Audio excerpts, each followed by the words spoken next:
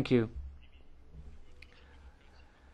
Europe for Freedom and Democracy next, President Nigel Farage.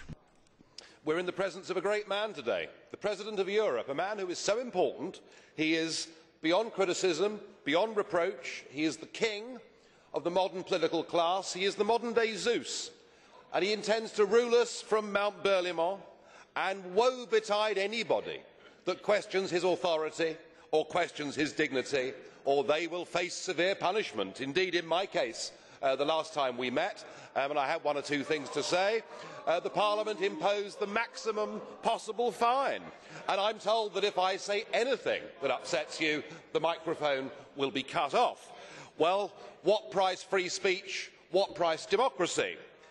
But you've come back to us today, and now with the approval of Mr Sarkozy and Angela Merkel, you're the head of a new economic government for 500 million people.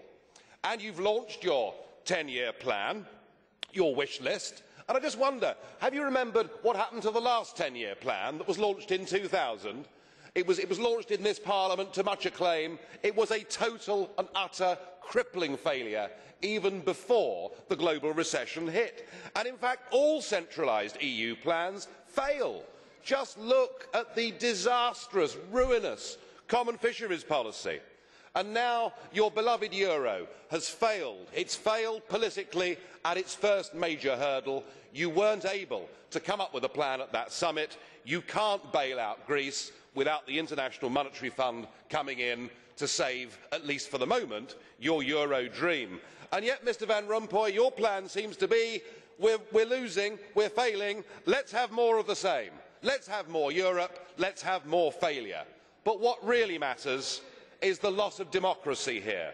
You have not been elected. You are not accountable. There is no mechanism for the peoples of Europe to remove you. It was Zeus, of course, that kidnapped Europa. My fear is you are kidnapping our democracy. You are only here because that Lisbon Treaty went through without the British people being given the referendum that they were promised. And as far as we're concerned, this is unfinished business. People fought and died so that we could be an independent, self-governing, democratic nation that was able to hire and fire its leaders, and no one that believes in democracy will accept the post of President of the European Union. Thank you.